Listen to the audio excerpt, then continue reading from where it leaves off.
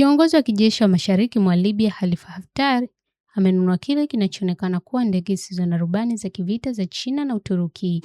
Ripoti ya Reuters imebaini licha ya vikwazo vya muda mrefu vya Umoja wa Mataifa vya kuuzia silaha nchi hiyo iliyogawanyika ya Afrika Kaskazini.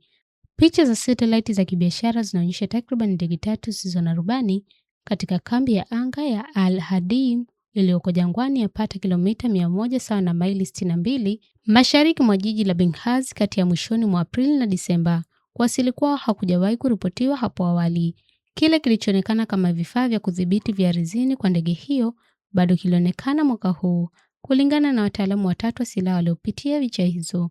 Magari ya anga yasiyo na rubani yani UAV yalichukua jukumu muhimu wakati wa vita vyenyewe kwa wenyewe vya mwaka 2024 hadi mwaka 2020 nchini Libya, wakati jeshi la kitaifa la Libya yani LNA la Haftar lilipojaribu kuipindua serikali inayotambuliwa na Umoja wa Mataifa huko Tripoli kwa madai kwamba ilikuwa na magenge yenye silaha na magaidi, jambo ambalo lilikana.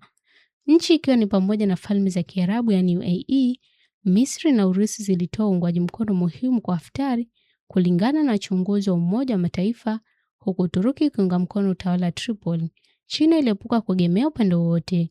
Makundi yanayopigana na Libya yalikubaliana kusitisha mapigano mwaka 2020, lakini nchi hiyo bado imegawanyika kati ya utawala wa Haftar upande wa mashariki na serikali yenye makao yake makuu Tripoli inaongozwa na Waziri Mkuu Abdulhamid Dbeibah upande wa magharibi.